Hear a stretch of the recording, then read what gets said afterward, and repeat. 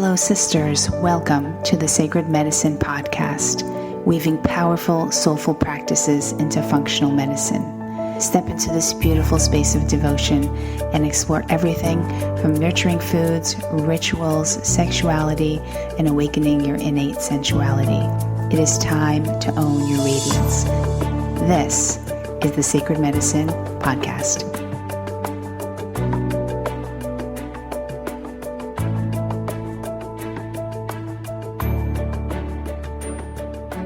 Hello and welcome to the very first episode of the Sacred Medicine Podcast. I am your host, Margaret Romero, and I am so happy that you are here. I just wanted to talk to you a little bit about who I am and why I created this podcast. So I'm a Columbia-trained nurse practitioner with a functional medicine private practice in Manhattan. Time and time again, I have seen women coming in, mothers, CEOs of companies, entrepreneurs, highly driven, motivated women. And they have pretty much all the same complaints: low adrenals, fatigue, hair falling out, hormones all over the place, zero libido, and not to mention hot flashes and perimenopause and menopausal symptoms. And what I have seen also in these same women is that they are driving their bodies day in and day out in masculine energy. Our bodies were not meant to be driven in masculine energy all day, 24/7.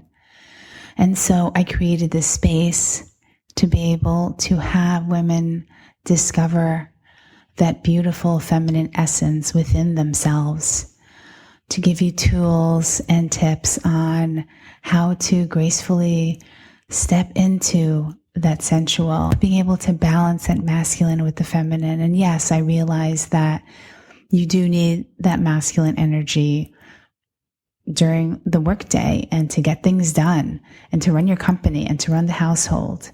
And that's all true. But our bodies cannot take being driven that way all day long. It creates havoc in our health. It creates depletion of our adrenals. It creates imbalances in our hormones. So I invite you to step into this space because there is nothing more powerful than a fully embodied woman. I hope you enjoy the shows. Today's guest is Dr. Lauren Noel, a naturopathic physician from California. We have very similar practices, so I loved our discussion today. It's all about libido. So we jam on everything from different foods to help boost your libido, how to transition from, your masculine energy into your feminine energy, maybe before a date or before coming home to your hubby, and as well as her sensual rituals and my morning rituals. So you get a little peek into that, how orgasms will affect your health in a positive way, and so much more. What a juicy interview. I love her. Now on to the show.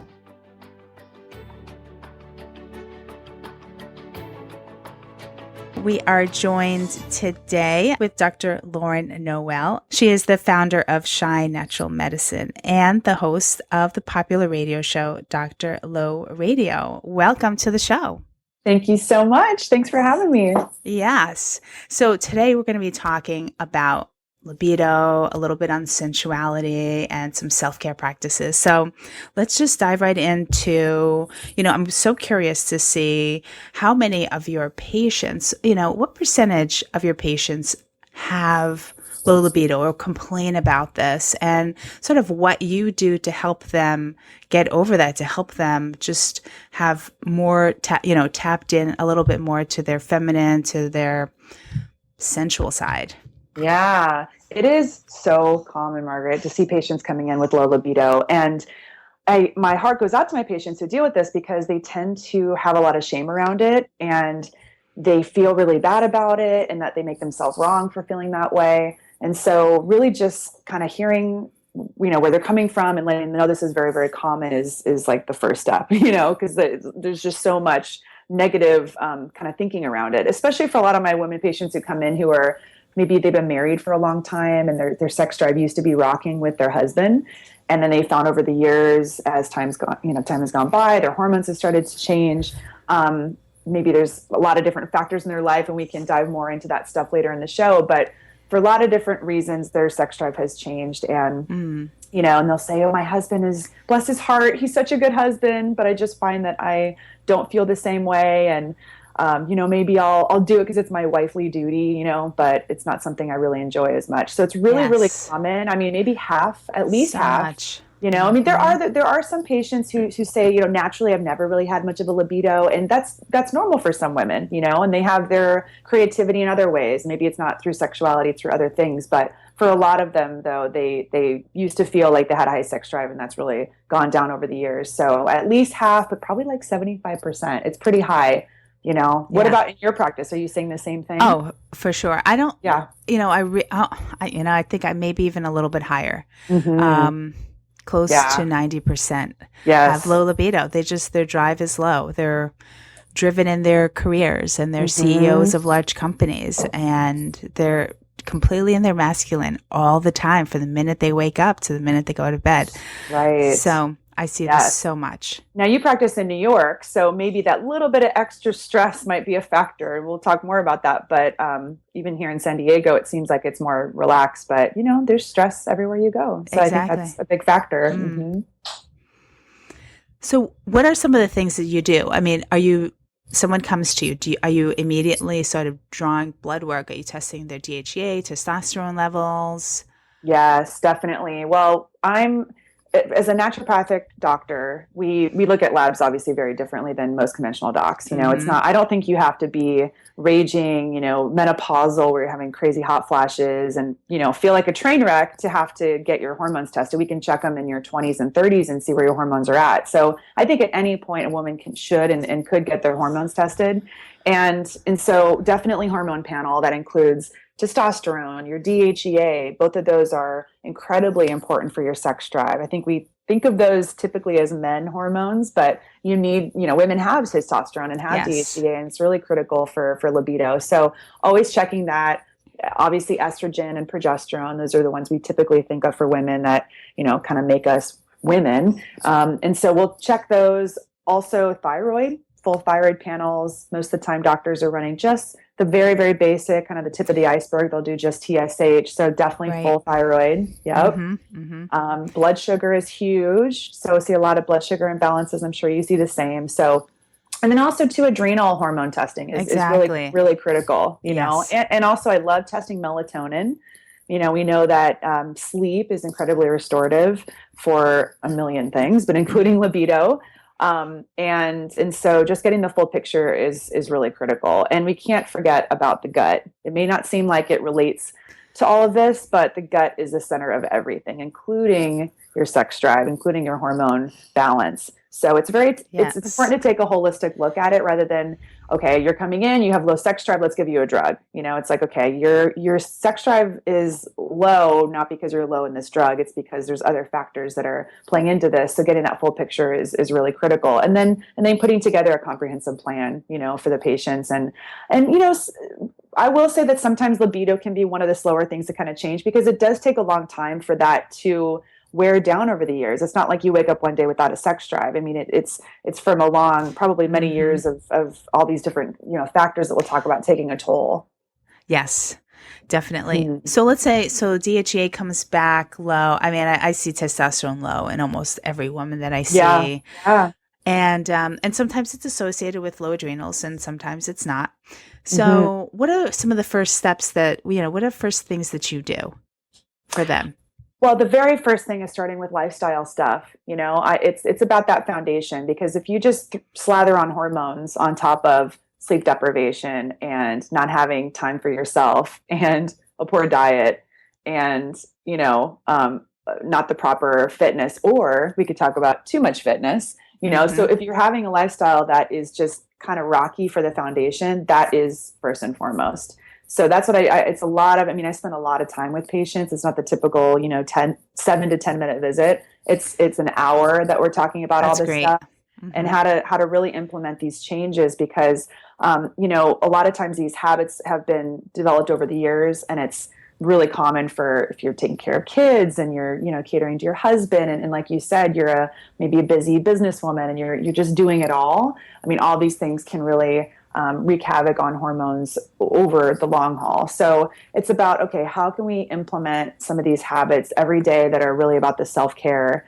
kind of rituals and bringing balance into it? I mean, we are resilient creatures as humans. We do well with stress. We can handle stress, but it's about having that balance with the two. If you have a high stress life, you got to have a high relaxation life. You got to be able to balance the two out, and they're that yin and yang. Yes, yes, I firmly believe that as well. Oh yeah, and I'm sure we both know this from our own personal experience, right? I mean, we're driven women. We building businesses. We take care of people. So it's about practicing what we preach too. And I've learned this over the years through trial and error. Through my first 2 years of my practice probably could have damn near killed me. So how can I, keep up this busy life where I'm helping a lot of people and also not forgetting about myself too? So it's really about practicing, what we preach. Absolutely. Yeah. Yeah. So in terms of actual things that we can do, I think the most important thing is having some sort of morning ritual that is about us first. That is so key, because it's so easy as soon as we wake up to look at our phones and start to look at our email and look at our Instagram stuff and instantly go into taking care of the kids, and just that to-do list right off the bat. And that instantly puts us into that stress response first and foremost. And so, yes, it's possible you can have kind of that ritual time later on in the day, but let's be honest, is that really going to happen? Once the morning starts and your day kind of takes you off into your world of doing, it's the chance of that happening becomes less and less as the day goes on. So I think it's really critical to have time in the morning that's just about you, even if it's 10 minutes. I love that. It's really key, because then it's no one can take that time away from you. You've had that little self-care thing, you filled your cup up, and then the rest of the day you're able to handle it so much better. So I love doing a process of journaling. Journaling is really, really powerful. I love a process of stream of consciousness writing, where you write 3 pages, and you just and it doesn't even matter if you don't know what to write, but it's filling up those 3 entire pages. It typically takes about 15 minutes, maybe a little bit more depending on how long you're writing. But I think that's really key, because what happens is the first thing that you start to write, you're getting kind of the conscious thoughts out first. So maybe the to-dos, maybe things that are annoying you, things that are on your mind. And as you keep writing, your creativity starts to come out. And the things that are a little bit deeper start to come out. Maybe things that you've been dreaming about that you forgot about, or, maybe some ideas. Maybe you want to start singing, or you want to start dancing, or you want to, things that have been kind of buried over the years that got covered by your to-do list or covered by taking care of people. So I think that automatic writing is really, really powerful. And even if you're writing, I don't know what to write, blah, blah, blah, I hate doing this, that's fine. But filling up the 3 pages is really powerful too. And how this relates to sexuality is connected to your creativity. So, this show is not about what can I do to become a horny woman. It's about what can I do to tap into my creativity, kind of that juiciness, that feeling of aliveness and vibrance, and what's going to help me tap into that. And we all know what that looks like for us, but it's covered by the to-dos and all of the things that we shoulda, oughta do. Right. So I love the ritual. Do you find that the women that are coming to you are open and receptive to that suggestion, to sort of having their mornings, especially, what happens when they have a couple of kids, they have to get ready for school? Yes. Yeah. Well, that's where shifting, and yes, I think that women are open to it, but sometimes it can take some time to get to, okay, how do I actually make this happen in reality? Especially too, if the routine, if a woman is used to getting up or is used to staying up late because that's her time at the end of the night, and then in the morning it's really hard to wake up, that's a bit of a challenge, because we have to kind of shift that, that timing. So getting to bed earlier, and you can leave some of that stuff for later. You don't have to finish every single thing by the end of every single day, and kind of shifting that, where if you're able to get to bed or wake up a little bit earlier than your kids, then you have that time for yourself before they wake up. So I think that's important because once your kids get up, it's kind of about them, Right. Yeah. So that's important. I love walking for myself. That's become really therapeutic. So I start my day with a walk before I go to work, even if it's just around the block. There's something really magical about just getting outside and just looking at the sky, getting the fresh air, remembering it's not all about your to-do list, Right. going for a walk, moving your body. And so, my morning self-care ritual kind of evolves over the years, and it's just whatever I'm into, but there's always something I'm doing for myself before the day starts. What time do you actually start seeing patients? Like, and how many hours do you give yourself in the morning? I see patients starting at 10. I get to work usually about 8:30 or 9 just to, kind of handle things before the day starts. Mm-hmm. And I wake up between 5:30 and 6:30 every day. But I go to bed by 10. So that's key. And it's not about and how, sleep is such a huge factor with all of this is that, the big reason, and I'm sure you see this too, why women are just dragging in terms of their libido and their energy is because they're not sleeping properly. Even if you're getting 8 hours of sleep, it's really about the quality, not the quantity of hours. So shifting and this is something for myself. I used to be such a night owl.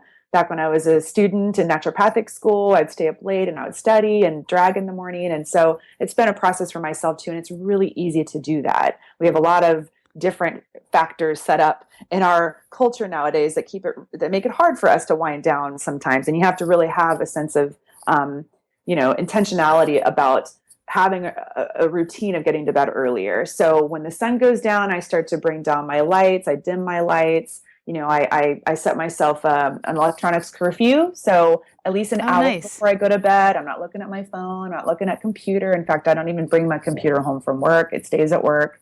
If I have stuff to finish, it's not going to happen. I'm leaving, I'm unplugging, I'm going home. Good for you. So, yeah, thanks. It's taken some time, but it makes me so much happier and nicer to my staff and better to my patients. So to me, it's worth it. But shifting your day to where you get to sleep earlier is really key. And it's for good reason. I mean, I tell my patients that every hour of sleep before midnight counts as 2 hours. So the earlier you get to sleep, it's more of that powerful sleep. And we know in the research that window between 10 p.m. and 2 a.m. is really the most powerful, magical part of your sleep. It's not like you want to go to bed at 10 and wake up at 2, so you can keep sleeping past 2 o'clock, obviously. Right. But so when one patient actually asked me that, she said, so should I go to bed at 10 and wake up at 2? It's like, oh, no, that's not what I meant. But the most powerful part of your sleep is between 10 and 2. So, the earlier you can get to sleep, the more powerful that kind of the healing benefits, and that's melatonin, that's human growth hormone. And those are very regenerative. During that time of your sleep, that's when your body's repairing and restoring and healing and detoxing. Yes. And it's a very, anabolic process that's happening while you're sleeping. That's when your body heals, because once you wake up and the day is starting, it's a very catabolic process where it's the wear and tear on your body. So both are really, important to have in a balance. Especially for, the adrenals, like you were saying. I think it's, is it 10 or by 11 p.m. people with adrenal issues must be in bed? I think it's 10 p.m. though. 10. Yeah. Yeah. I think 10 is but that means though that you got to start winding down about 8:30, right? Because it's, it's like getting the lights dim and the electronics and, maybe taking a bath, and it's just helping your body kind of wind down. And I love that there's such a huge revolution with this now with Ariana Huffington's new book and Sean Stevenson. I love his book, Sleep Smarter. There's a lot more awareness right now about sleep, and it relates to this whole topic of sex drive like a cave woman, because it's about paleo principles, using principles of our Paleolithic ancestors to help support hormones and a healthy sex drive. And a big portion of that is the kind of rest that our body is designed to have. Genetically, we are very similar, if not almost identical to our caveman ancestors, but our life our world now is incredibly different. And a big part of that is with the advent of the light bulb. There's light everywhere. If you look at a map of the cities that have the most electricity, these big cities with lots and lots of lights, those cities typically have the most diseases, heart disease, cancer, stroke, diabetes. These are things that T.S. Wiley has been so smart in writing about in her book, Lights Out. It's a great book, Lights Out, for those who are big readers. Oh, nice. Okay. And yeah, she actually was on my podcast a few years ago. Shout out Dr. Low Radio if you guys want to listen to that. And it's really just about how we are exposed to so much light and electricity now that it makes our bodies think that it's daytime all the time. And so we start to make more of these daytime hormones, which it mainly is cortisol. That's our main stress hormone. And cortisol is the number one killer of your sex drive. So that's right. It's like, just let that one sink in, is that actually being exposed to too much light kills your sex drive because of the whole way that it affects your cortisol. So it's pretty amazing. And that's why when we go on vacation and we're, in the hotels, we sleep so much better. A big part of that is because we're getting that darkness, And so if you can implement ways to bring more of some of those paleo principles into your daily routine, oftentimes sex drive really starts to improve as a result. What about people who work nights? And I see this so much. I used to be an ER nurse, so I never used to work nights, but I used to know all of the night nurses. Mm-hmm. And I couldn't imagine, being up all night and then trying to sleep with. How long did you work that shift? I'm just curious. No, I actually never did the night shift. But I would come in at 7 a.m. and I would see all of the night nurses going home. And it's bright and sunny outside. And even my brother, who's a hospitalist, also does work an occasional overnight. So yeah, I think it's a real problem for your health. I really do. I mean, do too. Yeah. The World Health Organization, they classify shift working as a human carcinogen. So it increases cancer, actually. And so I don't think it should ever be a long-term thing. If that's something that, for you guys listening who want to do shift working, I would just have it, maybe 2-3 months at the most, and then you're going back to your regular routine and doing it more like that. The thing is that it's never the only option. It may seem like it, but if you put that intention out there and you're very, very committed to having your sleep again, you can make that happen. You know, so you always have a choice. And for the women who I talk to who are working these kinds of shifts, sometimes I'll hear the tone of, well, this is the only option I have, this is the only job I can have. And that's just not true. It's really not. There are other jobs out there. It may be a matter of time before you can find it. But if you really are committed to being healthy, you can't be working the night shift long term. No, you're right. Yeah. You're right. Yeah. So you wake up in the morning, and is the first thing you do your journal writing? First thing I do is say thank you. I say thank you out loud because it's really easy to wake up and to go, oh my God, I'm so tired and this and that, going to that mode of, so shifting right into that frame of gratitude is key. I love that. The second thing I do is I spray my face with Avion water. Oh, nice. Okay. I started doing this a few years ago, and it wakes me up better than anything. If I'm feeling that, I don't want to wake up, I spray myself in the face and I'm like, oh, okay, I can get up.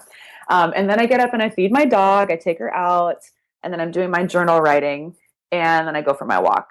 That's kind of my routine. And I do that before I check my text messages, before I look at any email. And I find that when I don't do it, I'm really grouchy. And when I do it, I'm really, really nice. So it really makes a big difference. And then when I do my walk, that's when I like to listen to my podcast and just get my little inspiration.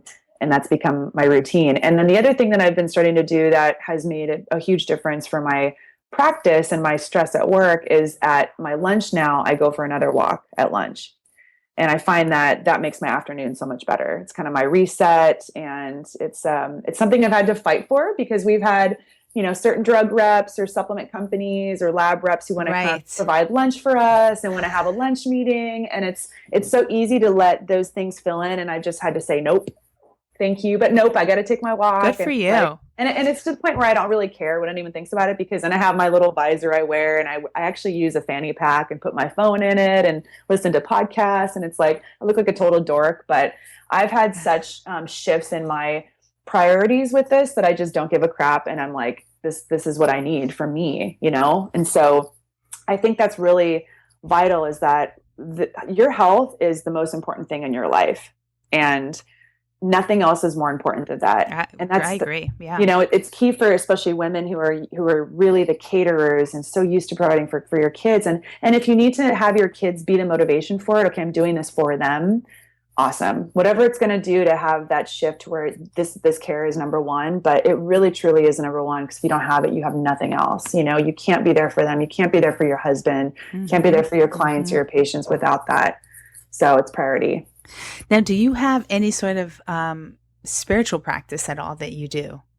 For me, I'm raised Christian. I have my personal beliefs in that, and it's for me, my spiritual practice is implementing love for others and for myself, and so that's what I go back to. Is really it's about love. It's about unity. We're all in this together. We're all one, and just keeping that perspective, and being in a state of gratitude. That's something that brings me back to spirituality a lot, and even just waking up and saying thank you. And I'm saying thank you to the one above who allowed me to have this life. It's like I didn't create this for myself. This is a gift.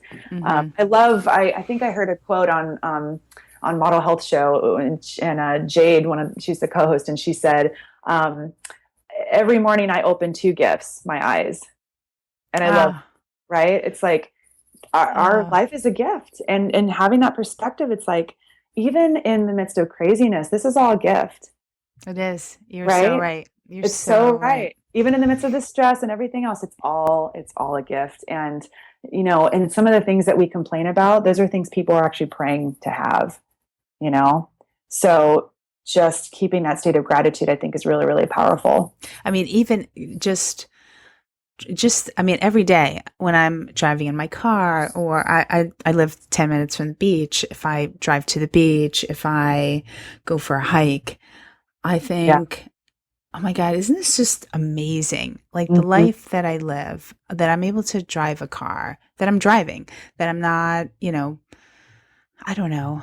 Yeah. In a hospital or I don't know, just having like the fullness of my life every single day. There's just this sense of really deep gratitude for, oh my God, can you believe that I live in this beautiful place where I get to just drive to the beach, or I get to just walk and, among these trees, and I see so much nature every day right outside my window, and the chipmunks and the deer and rabbits that come in, and it's just amazing. And I think it's that state of awe that maybe not that many people really embrace, and they don't really, they sort of just take it all for granted. Yeah, for sure. It's and I love one of the words that I heard you say was get. So I get to do this. I get to drive in my car. Even I get to be in traffic. I get to do these, because all these things are blessings for us. And, just that simple shift of I have to, and switching it with get to, or I'm blessed to, it's such a perspective shift, because, I get to do laundry. I get to drive to work with traffic. I get to have, difficult patients. I mean, even all that stuff, right? It's like, it's a blessing, because these are opportunities for me that are put in my life. And whether it's a learning experience, which would be, challenges or failures, those are just learning experiences, or if it's something that's bringing happiness, I mean, it's all a blessing. So I love that. And also too, I mean, how that relates to this topic too is in regards to your stress. You decide how things show up for you. You can have the same event and look at it two very different ways. You could be in your car in traffic, pissed off, hating life, wanting to cut people off, wanting to zigzag through traffic and get there as fast as you can, and just mad at the world, or put on a podcast, listen to some music, and it is what it is. And you're just, you have the luxury of having a car, which a lot of people can't even afford that in the world, and being in a country where, you have lots of these different luxuries. And so perspective is just very powerful. Exactly. Yeah. So I love that. What about, do women talk to you about, I'm so curious, because I talk to my patients about this. So they come to see me, let's say low libido, and I do the same things. We pretty much have similar, I think, practices. And I draw the blood, I check their hormones. And do you ever, do you start them on a little, like a supplement, like a DHEA or a testosterone, going back to that? And if they haven't had sex in many years, let's just say, do you talk to them about self-pleasuring and things like that? How deep do those conversations typically go? Yeah. Yeah. So, I mean, first thing is getting to the root of why the libido is low. That's the first hunt, and that's the beauty of naturopathic medicine is what's the root cause. And so we're looking for Mm-hmm. that. And so, number one is the lifestyle stuff. Do you have time for yourself? How are you sleeping? Let's look at your adrenals, your hormones, all of that, and kind of put together that full picture. And then, also too, I mean, asking too, like, do you feel like you're in your body? Do you feel connected to your body? Do you hate your body? Do you embrace your body? Um, Mm. Sometimes I'll recommend, that a woman, even if she's maybe she hasn't been very sexually active for a long period of time. It doesn't matter. It's not, when I say how's your libido, it's not in regards necessarily to are you having sex and how often. It's really how is your sex drive in general. Do Mm-hmm. you feel that that desire or that I equate sexuality with creativity as well. So do you feel creative? And so that's where, okay, if you love to sing, let's start singing again. Do you love to dance? Start dancing again. I've actually prescribed pole dancing for women before. I love I've that. prescribed belly dancing. It's about getting in your body. It's not about, maybe sexually pleasuring your partner. It's not about having sex. If you don't want to have sex, you don't have to, but it's what's at the root of it, So that's what we like to dive into. And do they take the pole dancing classes? Sometimes it takes a little bit of coaxing. Okay. Okay. Yeah. Yeah. I've had patients where they're like, I don't know, but their husband's like, yes, you should. Have you seen transformations in them when they have done it? Oh, for sure. Yeah. It's like breaking down those barriers and starting to get connected to that. Absolutely. Mm, Yeah. For okay. sure. Yeah, it's powerful stuff. And then there's too, like, looking at some of the underlying issues too. Like if it's hormonally related, that's when we can look at, all right, let's talk about maybe some herbal support so we can do specific foods. Let's look at maybe doing if we need to add in some bioidentical hormones. I mean, it's about using what works. What sorts of foods would you sort of recommend or suggest? Well, the number one food to boost libido is the one we kind of know of for as an aphrodisiac, but it's oysters. Oysters are really loaded with zinc, and zinc is an important cofactor to help your body make testosterone. So, as you Mm, mentioned in the earlier part of the show, testosterone is key for men and for women. And as you mentioned too, it's super common as a deficiency for both. And so, oysters are a great way to do that. So, oysters 2 or 3 times a week to get your zinc levels higher. If you don't like oysters, you can do a zinc supplement, typically about 15 to 50 milligrams, depending on the person. Um, Make sure to take it with food if you're going to take it because they can cause nausea if you don't yeah. have enough Hmm. food. But pumpkin seeds are another option as well. It's not as high as oysters, but it's one of the higher, non-oyster sources. So that would be a great way. Also, too, I'm sure you see this a lot with your patients. Women who don't eat fat, a lot more common. They're going to have sex drive issues. So adding Hmm. in fat is essential. Your body makes your hormones from cholesterol. So Right. good cholesterol sources in your diet is key, whether it's coconut, animal fats, ghee, butter, eating the whole egg. Don't eat just the white. Please eat the whole Hmm. egg. you know, um, and if you tolerate dairy, if you're going to do dairy, do the full fat kind, get the raw stuff.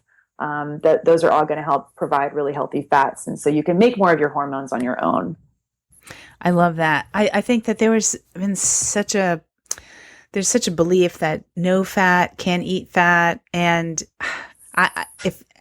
if I were to have dairy, which I don't really have dairy. If I had a choice, I would definitely, I never do like a skim or I don't know. It's so gross. I just remember back when I was in high school. It's so funny. It's like such clarity now looking back. It's just, oh my gosh, it's exactly how I got to where I got. But because my own health journey, and I did mention this, is I had raging acne in high school. I was 30 pounds heavier with a thyroid problem, depressed, and just didn't know what the heck was happening. I remember being freezing in high school and not understanding I had a raging thyroid problem. And Mm, looking back, the kind of foods I ate, basically I would have you're not going to believe this. I had 2 to 3 bowls of cereal every morning with fat-free or skim milk. So like just like eating a candy bar, multiple Right. candy bars every morning, my blood sugar would crash usually on the way to school, or by the time I was in my first or second class, I would be dozing off. And lunchtime I would have pizza of some sort. We come home, I'd come home and have like pasta or something else for dinner. And it was like I was just a carb monster and gluten monster, and it was just wreaking havoc on my gut, my hormones, everything. But I just look back and cringe thinking about that blue kind of toned like skim milk. Like how is milk Yes. a blue color, but somehow skim milk is blue? It's very weird when you pour it on your cereal. So have the fat. It's meant to be there. It's there for a reason. And that's the other part with the paleo principles is let's get back to the way that we're naturally designed to eat. If it's something that's been processed a bunch, it's probably not going to be a very natural source for your body. So that's, Right.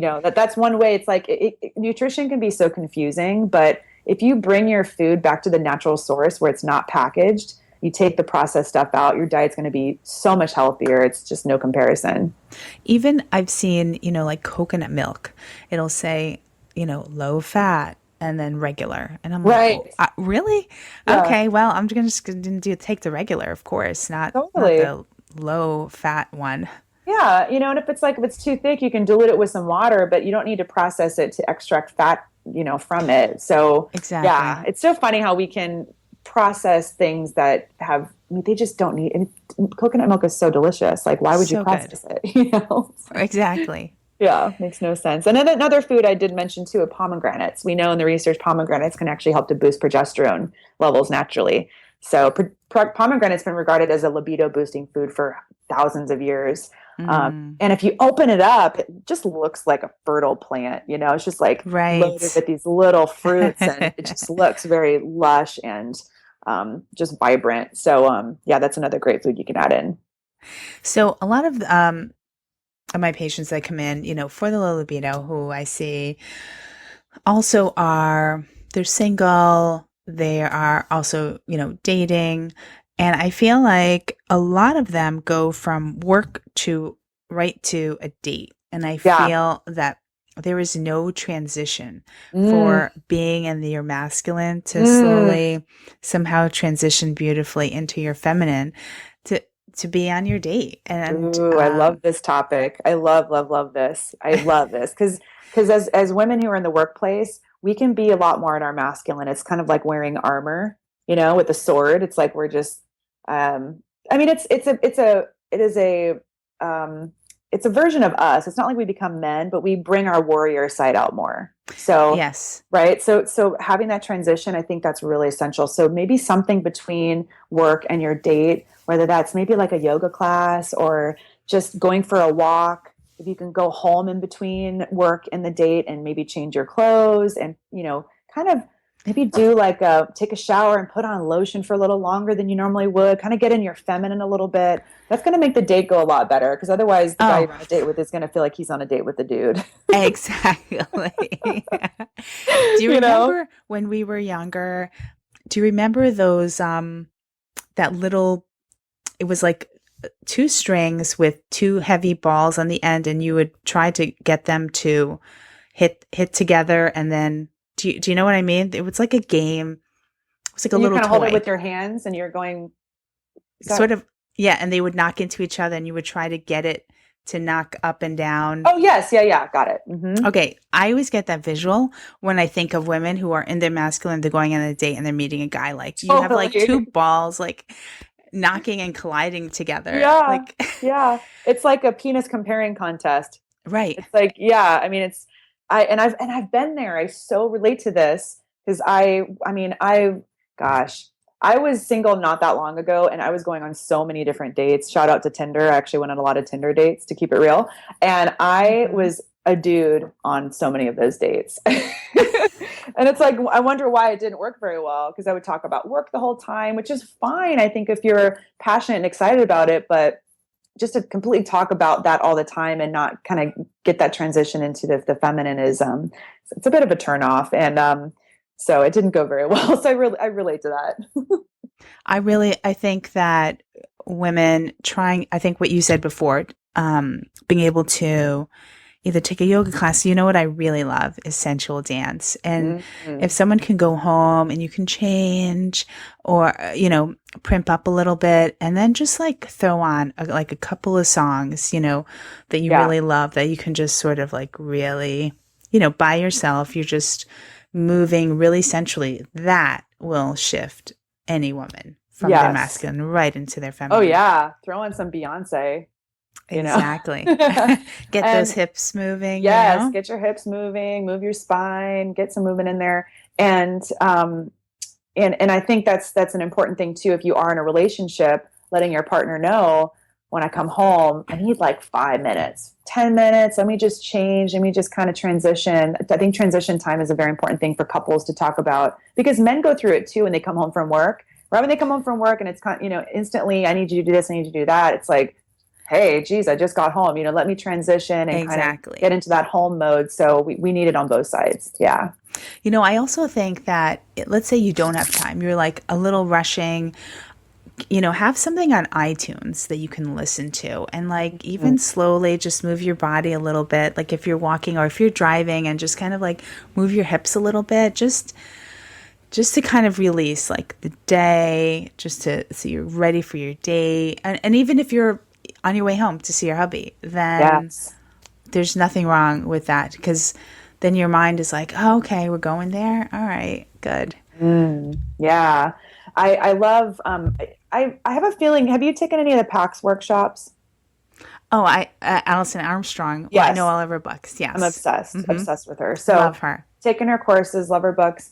And one of the things she said in one of her courses, it was the Queen course, which she's changed all the names of them now, so I don't know what it's called now, but it was the Queen course years ago. Hmm. And it was about how to set your life up and implement different things that allow you to be at your best. I love that course for anyone who wants to, who's a seminar junkie like I am. You can go to understandmen.com and take all her courses. They're amazing. Yes, But she's awesome. it's so good. So I remember her saying, and it's usually like little nuggets that pop out to me that I remember instead of all the content. It's like one thing she'll say that I'll remember. But she said how the Queen never rushes. She doesn't rush. So if you find yourself Mm, rushing all the time, you're probably in your masculine. yes. So Yes. find So time. The true. queen needs space to flutter and to breathe and to putter and to transition from one thing to the next. And I'm sure a lot of ladies listening, it's like, yeah, right, I got all this stuff to do. So I get it. Don't get crazy about it. It doesn't have to be perfect. But even if you just bring in deep breathing or just slowing down your breath, that breath is number one. If you can focus on one thing, just help to slow down, it would be the breathing. That Yes. really does help to shift into the parasympathetic, into your relaxation mode, which I think is very much connected to the femininity, and it all relates to sex drive as well. Now, so it sounds like you're dating someone new. I am. Yeah. Awesome. Yeah. And so, and it also sounds like you're not really taking work home with you because you leave your laptop at home. So once I you leave do. work, you're done. And if you're going to be seeing him that night, like what are there any sort of like little sensual practices that you do? Or like Hmm. anything or Well, he's hilarious and he just makes me crack up. So that instantly disarms whatever weaponry I'm carrying. It's just like it just takes it off for me. So I think humor, finding things to laugh about mm, together is so essential. yes. Keeping things light. We just crack each other up. So I think that's like the number one thing for us. We actually just we went out a couple weeks ago and went dancing. That was the first thing for us. We've been together about Ooh. 6 months and we hadn't really danced together yet. And I was like, this guy is a good dancer. Dang. So dancing will probably become something new for us to kind of experiment with. And we cook together. That's something I'd Oh, love to do. Yeah, I've I wanted love that for that. so long. So to That's date someone sexy. who's into that, and he wasn't really into it before me, but it was one of those, hey, I would love it if we could cook together. It's like he gets the bonus of getting cooked meals, but for me, I get my little love cup filled up by having him cook with me. And, Ah, so that I think is a very sensual connecting thing you can do. It's very absolutely. relaxing. It's bringing us back to our roots of preparing food and, connecting you to your food. So yeah, that's been something that we enjoy together. Oh, I love that. I Yeah. think cooking together is super sexy. Yeah. Yeah, and it's like feeding fun. each other while you're Oh, yeah. prepping it. Never So good. might be one to add in. Haven't done that one yet. Ooh, thanks for the idea. You're welcome. By the way, what kind of dancing was it? It was just like it was live. I mean, I'm a big kind of disco and funk music fan. My Cool. mom, shout out to Commodores and Earth, Wind and Fire, and my mom raised me with that stuff. So it was some live music. It was a band that was playing that kind of stuff. So Okay. All yeah, right. yeah. That sounds like fun though. It's Sounds super like so much fun. fun. And just getting in your body, whatever it is that works for you. That's what it's all about.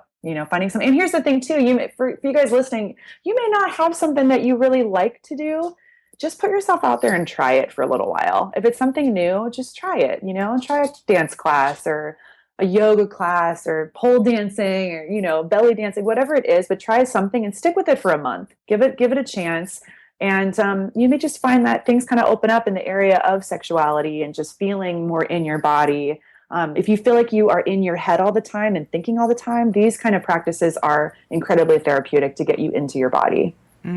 Yes. And Yeah. I'm actually, I can almost hear some women thinking like, there's no way you're going to get me on a pole. There are also like things like lap dancing classes that you don't have to Yeah. get on a pole, but it teaches you how to like walk in a certain way with heels on and, how Right. to give a little lap dance, which is super sexy. Totally sexy. And it's not about anyone but for yourself too. It's about being in your body and owning your body and having that confidence. I love when I see a woman who maybe doesn't have that classic like, perfect like 2016 Instagram body that we're all, like conditioned to see online, but Right. she owns her curves and she's in her body and she's confident, and that's what it's about, is loving what you're given and owning it. Yes. Yeah. Yeah. Confidence is the sexiest thing. Totally, Really. 100%. Yeah. Yeah, I mean, we all probably seen women or men who are aesthetically just, I mean, like works of art, and their confidence is like in the dumps, right? Just like it's like they're covering their lack of confidence with this body. So it's having just the physique isn't what it's about. It's about really being in your body and owning it and feeling a sense of pleasure too. What is it makes you feel good? You don't know, experiment, try things out. Like you said, even self-pleasuring. If you're not in a relationship, it's not about that. It's about enjoying what you're given and enjoying your body and being in your body and your creativity. Yes. Yeah. Yeah, I think self-pleasuring for a single woman, is a must. I Yeah. just think that the more you kind of keep yourself in that state, I think that in itself can attract men. Totally. So, Yeah. And it's also good for your hormones too. And we oh, know for that sure. orgasms, especially before bedtime, help boost your oxytocin. They help to improve, they help to lower cortisol. So if you're feeling it's hard to go to sleep, helps your stress levels, helps to boost your melatonin. So, hey, even if it's like, if you want to masturbate instead of reaching for an Ambien, awesome. Exactly. Exactly. Yeah. Now I'm curious for you, do you have any kind of self-care things that you do or little rituals you have? I love hearing what other women do. Oh, yeah. Oh, yes. I love talking about this. So my mornings, I do not wake up with an alarm anymore. I used to be that girl Yep. that alarm, shower, force feed, um, and all of those things. Get out the door. Am I going to make the train? And I just don't live like that anymore. So mornings with no alarm, I wake up, same thing. I thank you is one of my first things out of my mouth. That's cool. And yeah, and then I do a gratitude journal in the Mm, morning. And then I do also prayer. That's part of my spirituality. And I do have like in my bedroom, I have this beautiful altar space. And so I sit there and I meditate and pray. And so that's a must before I start my day. I don't listen to any messages on my phone. I don't answer text messages or even look at any no phone or computer until after I've come down, had breakfast. I typically will read in the morning. It's a really quiet morning, and I allow myself at least 2 to 2.5 hours of just like Wow. a I really love that. luxurious morning. Ooh. And then Good. my day will typically start around 10. And Mhm. then that's when I'll answer all the calls. And I'm like, okay, I'm good to go. Mhm. I've eaten. I'll always read something also inspirational. Whatever book it is that week or that day that kind of calls me, and I'll read that. What book are you into right now? Well, one of the things that I do every morning is I read one page from Brendan Burchard's Love him. his motivational book that he came out with. Hmm. I don't know if you have that. Yeah, Motivation Manifesto, right? Yes, Yeah. yes. Awesome. And I'll just read one page, Hmm. and it sort of just starts my day on a positive note. And I don't know, like big magic, things like that. Like depending on what do I feel like today, I have like a slew of just different books that I'm like, I don't know, do I feel like reading something about spirituality today, or do I just feel like I need a little inspiration? There's another book. Oh, I'm going to forget her name. It's called Inspired and Unstoppable, Ooh, never heard of which, that one. I'm writing that one down. which I love. I can't remember the author right now. And that I'll do like maybe a chapter in the morning, and I love her. She gives talks Hmm. at Kripalu as well. Cool. I love that. And let me ask you too. So since you've implemented that, what have you noticed for yourself? Oh, my life, like if I don't, I feel like the day is a little off. Something like Yeah. it's chaotic a little. I'm not in the right frame of mind. And I Yeah. kind of just starting my day that way is just for me like the biggest self-care. Yeah. And I just don't I don't schedule appointments, nothing, no phone follow-ups until at least 10 or 10:30 every morning. I Hmm. don't do anything on the weekends, and I try not to do anything in the evenings either. Hmm. So and then I'll do a hike and I'll be out in nature. I need that at least a few times a week. Aside from going to the gym, I definitely need to be in nature, which is why I moved to Connecticut from the Upper East Side of Manhattan. Hmm. Yeah. I love that too. You set up your life in a way that allows you to have that balance. It's not like, oh, I work in Manhattan, so I'm going to have to live here. It's like, no, I'm going to live in a place that is nurturing to me so that I can give my Mm, best and I can feel my best and all that. So it's all about just setting it up how it works for yourself. And also too, for you ladies listening, yes, you may not be able to have 2.5 hours every morning. That's what we have the ability to do that, and that's amazing. But even if you have 10 minutes to just go for a walk in the mornings, yeah. that's what it's about, is just having something that's for you. Even if you just do deep breathing for 5 minutes, that's the main takeaway.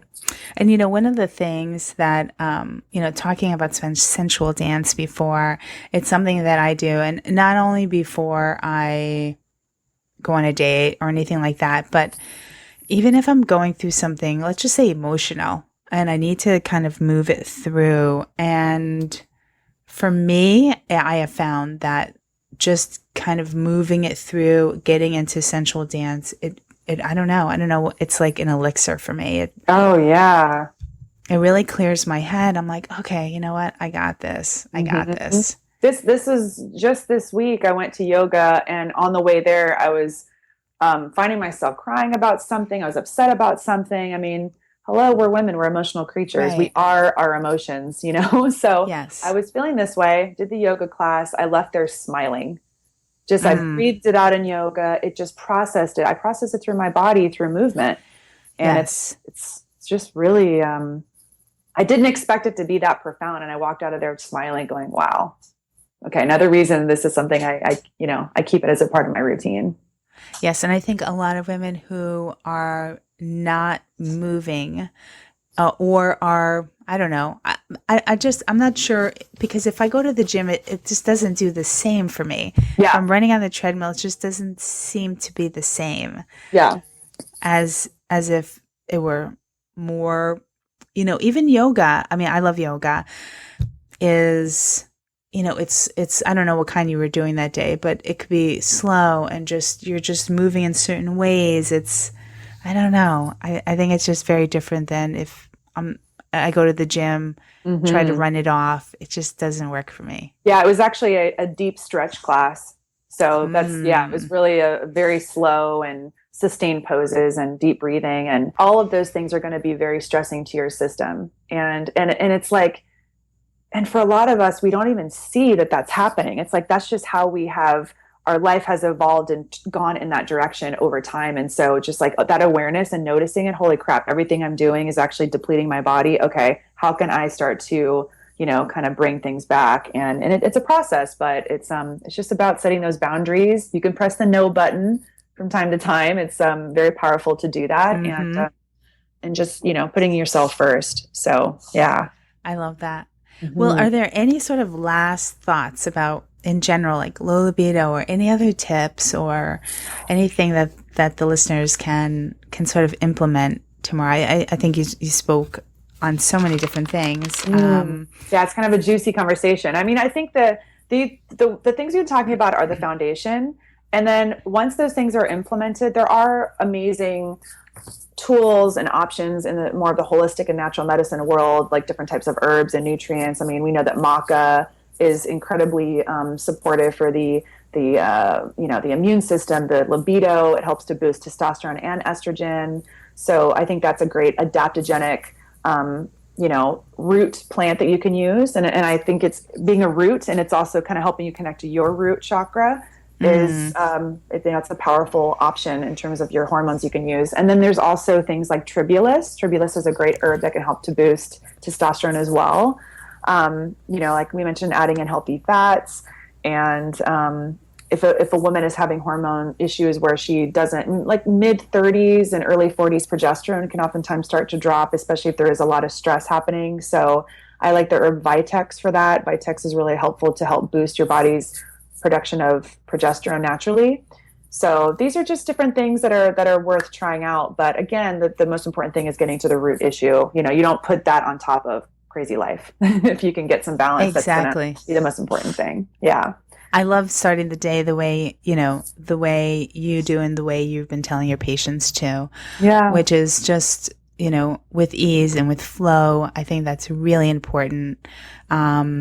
And even just feeling and even just waking up and saying thank you, I think is Hmm. your Yes. perspective completely changes. Yeah, I'm just remembering on my podcast we did an episode called Hustle and Flow, and it was all about that. How do you keep that balance between that warrior hustle part of you, because it's a beautiful part of you, but also transitioning into that lover and that flow part. And that was another fun discussion we did too over at Dr. Low Radio. It was with Liz Dialto. You probably know her. She's in New Yeah, York yeah. as well. Yeah, that was Yes. a really I fun love her. show too. So I think what's been the most powerful thing for me to keep these implemented in my life is listening to things like this on a daily basis, because it is so easy to get out of this practice. You know what I mean? Is to go into that business work mode and, and skimp on sleep. And it's just like having that repetition and that reminder every day. That's what works for me. Um, so, so yeah, but it's just setting that as a priority. And at the end of the day, again, it's about your health, and it's the most important thing in your life. So you may not see it at that, but it is, because if your kids are the most important thing to you, or your work is, you don't have any of those things without your health. So that's what it's all Absolutely. about. Yeah. So Yeah. how can they find you? Tell us where you are.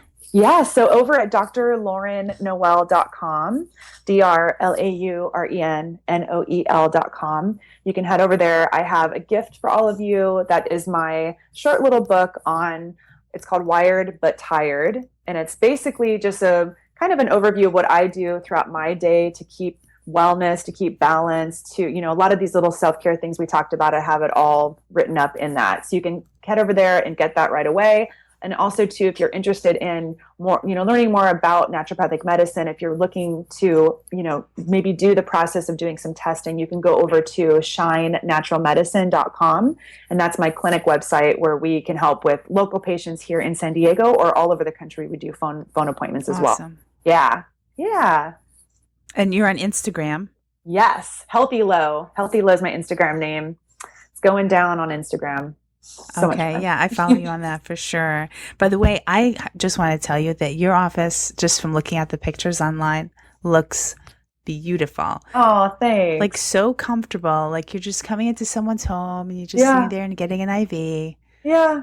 It's fun, you know. Medicine doesn't have to be scary in this sterile white environment where you feel like, you're under a microscope and it just feels Oh, like, I you never know, liked that. yeah, yeah. No, it's I wanted a place that's very happy and uplifting, and that's what we're all about. It's just bringing that good quality of life, and it's like I love community, so we have different events here where patients come together, and we like to do essential oils events, or we'll do detox talks, and it's just health can be fun, and I think medicine can be fun too. So that's what we try to incorporate in our practice. I love that. Well, it was a Yeah. pleasure connecting with you today. I loved connecting with you on so many different levels here. And low libido, I think that so many women are going to be just, all of these tips have been invaluable. So thank you for your time. Thank you so much. It was fun. Well, thank you so much for listening. And to learn more about Dr. Lauren Noel, you will find the show notes at margaretromero.com/episode1. And to continue the conversation, come and join our private Facebook group at margaretromero.com/Facebook. See you next week.